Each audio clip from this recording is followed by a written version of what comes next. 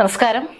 വെഞ്ഞാറമൂട് കൂട്ടക്കൊലപാതക കേസിൽ ഇപ്പോൾ തെളിവെടുപ്പൊക്കെ പൂർത്തിയായെന്ന് നമ്മൾ കഴിഞ്ഞ ദിവസം പറഞ്ഞിരുന്നു. ഇപ്പോൾ അന്വേഷണം പുരോഗമിച്ചുകൊണ്ടിരിക്കുകയാണ്. പോലീസ് വിവിധ ഭാഗങ്ങളിൽ നിന്ന് ഈ ഒരു കേസിലേട്ട് നിർണായകമായിട്ടുള്ള തെളിവുകളും മറ്റും ശേഖരിച്ചുകൊണ്ടിരിക്കുകയാണ്. എല്ലാ പഴുതടച്ചിട്ടുള്ള എല്ലാ തെളിവുകളും ശേഖരിച്ചുകൊണ്ട് നമ്മൾ തുടക്കത്തിലൊക്കെ പറഞ്ഞ പോലെ അഫാൻ പുറത്തിറങ്ങാതിരിക്കാനുള്ള എല്ലാ ലഭിക്കാവുന്നതിന്റെ പരമാവധി ശിക്ഷ ഉറപ്പാക്കാനുള്ള രീതിയിലുള്ള അന്വേഷണങ്ങളാണ് പോലീസ് നടത്തിക്കൊണ്ടിരിക്കുന്നത്.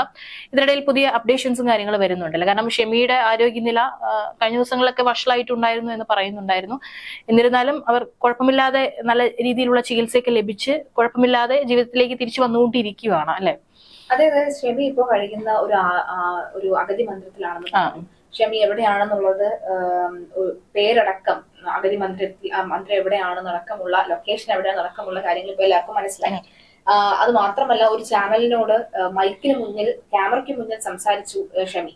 അതുകൊണ്ട് തന്നെ നമുക്കറിയാം, നമ്മൾ മാധ്യമരംഗത്ത് വർക്ക് ചെയ്യുന്നവരാണ്. അതുകൊണ്ട് തന്നെ ഇപ്പോൾ ആ അഗതി മന്ദിരത്തിൽ സന്ദർശകരുടെ തിക്കും തിരക്കുമാണെന്നാണ് പറയുന്നത്. സത്യത്തിൽ ഒരു ബൈറ്റ് കൂടി കിട്ടാൻ വേണ്ടി അവിടെ തിക്കും തിരക്കുമാണ്, തള്ളി മറിയുകയാണ് ആൾക്കാർ. കാരണം ഷെമിയിൽ നിന്ന് എന്തെങ്കിലും കുറച്ചുകൂടി അറിയാൻ വേണ്ടി, എക്സ്ക്ലൂസീവ് ആക്കാൻ വേണ്ടി അനവധി ആളുകൾ അവിടെ കയറി ഇറങ്ങുന്നതിന്റെ ഫലമായി നിയന്ത്രണം ഏർപ്പെടുത്തിയിരിക്കുകയാണ്. ഷെമിയുടെ ആരോഗ്യനില വീണ്ടും വഷളാകാനുള്ള സാധ്യതയുണ്ട് എന്നുള്ളതാണ്. കഴിഞ്ഞ ദിവസവും ഷെമിയുടെ പ്രാഥമിക കൃത്യങ്ങൾ നിർവഹിക്കാൻ പോലും ഷെമിക്ക് ഇതുവരെ കഴിഞ്ഞിട്ടില്ല എന്നുള്ളതാണ്. 3 പേരെങ്കിലും വേണം ഒന്ന് കട്ടിൽ നിന്നും എഴുന്നേൽപ്പിച്ച് നടത്തിക്കാൻ വേണ്ടിയിട്ട്. മാത്രമല്ല, തലയ്ക്ക് പുറകിൽ ഏകദേശം ഒരു സ്റ്റിച്ച് ഉണ്ട്, 13ഓളം സ്റ്റിച്ച് തലയ്ക്ക് പുറകിലുണ്ട്. കണ്ണിന് താഴെയുണ്ട്. വാ അധികം തുറക്കാൻ കഴിയില്ല. തലയ്ക്ക് പുറകിലുള്ളതിനാൽ തന്നെ നന്നായി കിടക്കാൻ പോലും കഴിയാത്തൊരു അവസ്ഥയാണ്. പുറത്തെ മുറിവുകളല്ല, അകത്തെ മുറിവുകളാണ് സത്യത്തിൽ ഷെമിയെ വല്ലാതെ തളർത്തുന്നത് എന്നുള്ളതാണ്. ഇളയ മകൻ മരിച്ചു എന്ന വാർത്ത, അതീവ ക്രൂരമായി മരിച്ചു എന്ന വാർത്ത ദഹിച്ചിട്ടില്ല ഇതുവരെ അമ്മയ്ക്ക്. വിശ്വസിക്കാൻ പോലും കഴിയില്ല. പക്ഷെ അപ്പോഴേക്കാണ് ഫർസാനയുടെ മരണവും കൂടി അമ്മ അറിയുന്നത്. കാരണം ഫർസാന എന്ന ആ പെൺകുട്ടിയെ ഫർസാനയുമായി സ്നേഹത്തിലാണെന്ന് അഫാൻ പറയുമ്പോൾ, അഫാൻ അത്രയും ഇഷ്ടമുള്ളതിനാൽ തന്നെ, ഉമ്മ അത്രയും സ്നേഹിക്കുന്നതിനാൽ തന്നെ ഉമ്മയ്ക്ക് ഫർസാനെ വളരെ ഇഷ്ടമായിരുന്നു.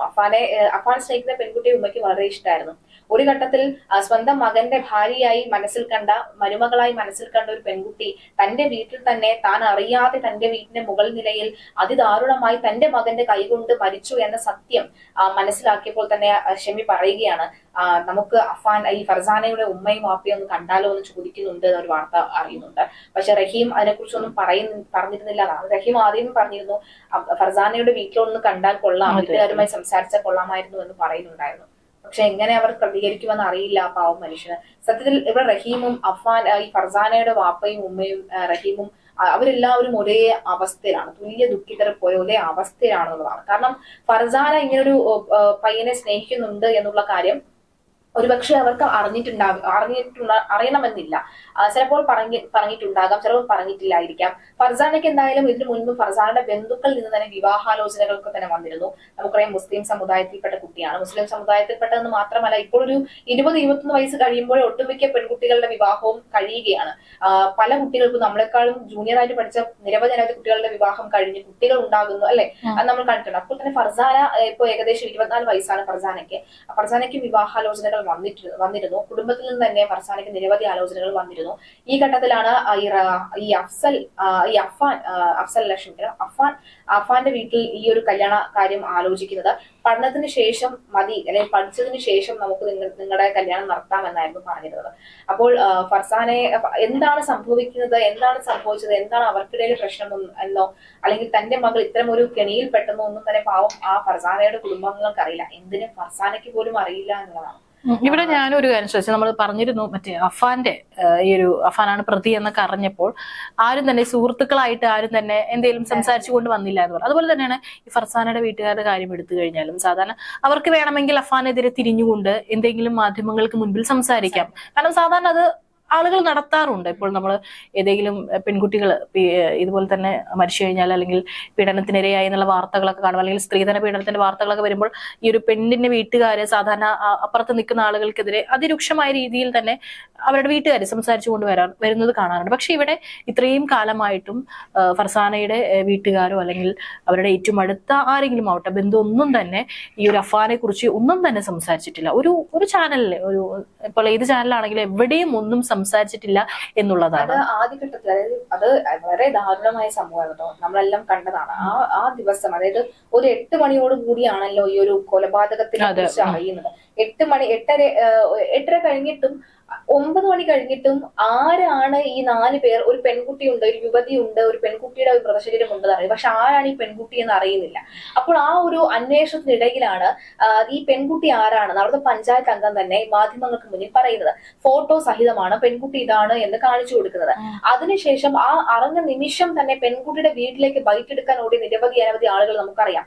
എന്നിട്ട് പെൺകുട്ടിയുടെ സഹോദരൻ, എന്നിട്ട് അവർ പറയുക, സഹോദരൻ പറഞ്ഞു ഞങ്ങളുടെ അനിയത്തിയാണ് അല്ലെങ്കിൽ ഞങ്ങളുടെ മോളാണ് എന്ന് ആവരുത് എന്ന പ്രാർത്ഥനയായിരുന്നു നമുക്ക് ഉണ്ടായിരുന്നതാണ്. ആ അനിയനെ, തന്റെ സഹോദരി മരിച്ചോ, തന്റെ സഹോദരി എങ്ങനെ മരിച്ചത് എന്നൊക്കെ അങ്ങനെ തിരിച്ചറിയുന്നതിന് മുന്നേ തന്നെ മൈക്ക് മുന്നിൽ വെക്കുകയാണ്. അങ്ങനെ ആ സമയത്ത് ഒരു ബൈറ്റ് പറഞ്ഞിരുന്നു. ഒരുപക്ഷെ അതുകൂടി കൊണ്ടായിരിക്കാം എന്തൊരു വാർത്ത വന്നാലും അല്ലെങ്കിൽ എന്തെങ്കിലും കാരണം വായിൽ നിന്ന് വീഴാൻ കാത്തിരിക്കാം, അത് പല രീതിയിലും വാർത്തയാക്കാൻ, അതുകൊണ്ടുകൂടി ഭയന്നിട്ടായിരിക്കാം ഈ ഒരു ലൈം ലൈറ്റ് എന്താണെന്ന് അറിയാലോ, ഈ ഒരു ടൈമിൽ നടക്കുന്ന സംഭവ വികാസങ്ങളോട് നിന്നു കൊടുക്കാൻ താല്പര്യമില്ലാഞ്ഞിട്ട് കൂടി ആയിരിക്കാം ഫർസാന്റെ കുടുംബം ഒന്നും സംസാരിക്കാത്തത്. മാത്രവുമല്ല, നമുക്കറിയാം ഇവരെല്ലാവരും തന്നെ മുസ്ലിം സമുദായങ്ങളിൽപ്പെട്ടവരാണ്. അവർക്കിടയിൽ തന്നെ അതായത് പ്രശ്നമുണ്ടെങ്കിൽ അധികം ഒന്നും പുറത്തു വരാറില്ല.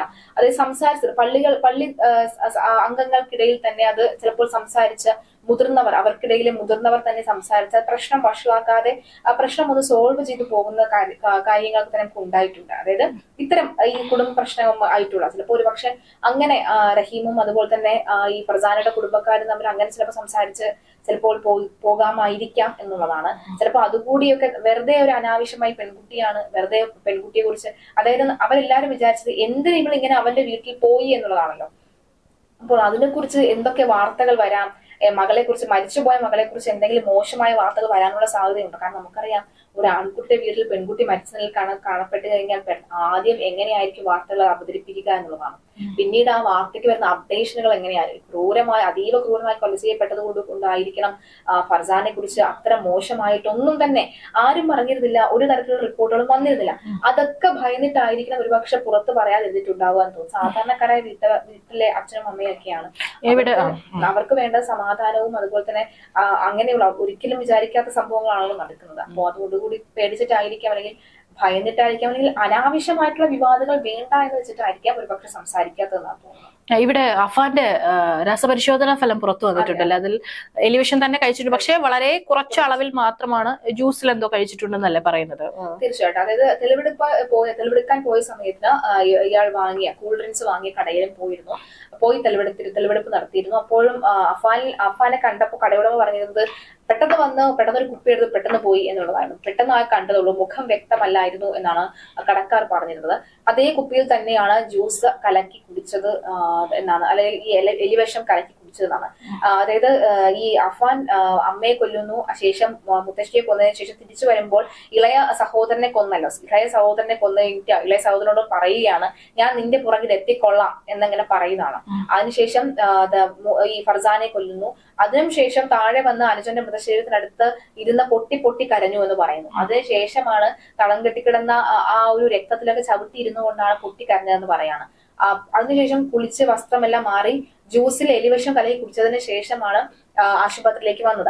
അത് വലിയ രീതിയിലുള്ള കണ്ടന്റ് അകത്തേക്ക് ഉള്ളിൽ ചെന്നിട്ടില്ല എന്ന് പോലീസ് ഉദ്യോഗസ്ഥർക്കും ഒപ്പം അതുപോലെ തന്നെ ആശുപത്രി പ്രവർത്തകർക്കും മനസ്സിലായിരുന്നു. കാരണം സാധാരണഗതിയിൽ വിഷം ഉള്ളിൽ ചെന്നാൽ ഉണ്ടാകുന്ന ഛർദി അതിഭയാനകമായി ഛർദിക്കുന്നു, അല്ലെങ്കിൽ മറ്റ് പ്രശ്നങ്ങളൊക്കെ തന്നെ, ആരോഗ്യ പ്രശ്നങ്ങളൊക്കെ തന്നെ ഉണ്ടായിരുന്നു. പക്ഷെ അഫാന് അത്തരത്തിൽ മറ്റു കുഴപ്പങ്ങളൊന്നും തന്നെ ഇല്ലായിരുന്നു എന്നുള്ളതാണ്. കാരണം ഒരു അഫാൻ ആ സ്റ്റേഷനിൽ നിൽക്കുന്ന ഒരു ഫോട്ടോ പുറത്തു വന്നിട്ടുണ്ടായിരുന്നു, വളരെ കൂളായിട്ട് കൈയൊക്കെ പുറകിൽ കെട്ടി നിൽക്കുന്ന ഒരു ബസ് കാത്ത് അതെ ഒരു 5 പേരെ കൊലപ്പെടുത്തിയിട്ട് വന്ന് നിൽക്കുന്ന ഒരു നിൽപ്പാണ്. ആ ഒരു ഫോട്ടോയൊക്കെ ആദ്യ മണിക്കൂറിൽ വന്നിട്ടുള്ള ഫോട്ടോയൊക്കെ അതാണ്. അപ്പോൾ അങ്ങനെ ആ ഒരു നിപ്പ്, സത്യത്തിൽ ആ ഒരു നിപ്പും ആ ഒരു മൈൻഡും തന്നെയാണ് ഇത്രയും ദിവസം അഫാൻ ഉള്ളത് എന്നുള്ളതാണ്. പിന്നെ കൂടുതൽ വിവരങ്ങളൊന്നും വന്നിട്ടില്ല. പിന്നെ നിലവിൽ ഇപ്പോൾ ഈ പറഞ്ഞ പോലെ തന്നെ ഷെമിയുടെ ആരോഗ്യസ്ഥിതി മെച്ചപ്പെടുന്നുണ്ട്. നിയന്ത്രണം ഏർപ്പെടുത്തിയിട്ടുണ്ട്. എനിക്ക് തോന്നുന്നു ചിലപ്പോൾ ഇത് മാധ്യമങ്ങൾക്ക് മാത്രമായിരിക്കില്ല, ഒരുപക്ഷെ കാണാൻ വരുന്ന മറ്റ് ബന്ധുക്കൾക്ക് കൂടി, കാരണം അവരൊക്കെ എന്താണ് സംസാരിക്കാൻ വരുന്നത്, അതായത് എല്ലാവർക്കും ഇത് അറിയണം. മാത്രമല്ല ഈ പൈസ പണത്തിന്റെ കേസ്, പണം കടം കൊടുത്ത നിരവധി ആളുകളുണ്ടല്ലോ, വന്ന് ചിരിച്ചുകൊണ്ട് വന്നിട്ട് പിന്നെ എല്ലാം കിട്ടിയതുപോലെ പണം തിരികെ അതെന്തായാലും ഈ ഒരു സാഹചര്യത്തിൽ നന്നായി എന്നാണ് തോന്നുന്നത്. കാരണം അവരുടെ ആരോഗ്യം കൂടെ വീണ്ടെടുക്കേണ്ടത് ഈ ഒരു സാഹചര്യത്തിൽ അത്യാവശ്യമാണ്. അത് പോലീസിനെ സംബന്ധിച്ചും അതുപോലെ തന്നെ നമുക്ക് എല്ലാവർക്കും അവര് ഏറ്റവും വളരെ വേഗത്തിൽ തന്നെ അവര് നല്ലപോലെ ജീവിതത്തിൽ ഈ ഒരു പ്രശ്നങ്ങളിൽ നിന്നൊക്കെ, ഒരു മാനസിക പ്രശ്നങ്ങളിൽ നിന്നൊക്കെ അവർ എത്രയും പെട്ടെന്ന് അവർക്ക് ജീവിക്കാനായിട്ട് സാധിക്കട്ടെ എന്നാണ് നമുക്കും പറയാനുള്ളത്. ഏതായാലും ഇപ്പോൾ നിയന്ത്രണമൊക്കെ ഏർപ്പെടുത്തിയിട്ടുണ്ട്. മാത്രമല്ല ഇനിയിപ്പോ തെളിവെടുപ്പും കാര്യങ്ങളൊക്കെ പൂർത്തിയായിട്ടുണ്ട്. ഇനി എന്തായിരിക്കും കുറ്റപത്രം ഉടനെ സമർപ്പിക്കാനാണ് സാധ്യത.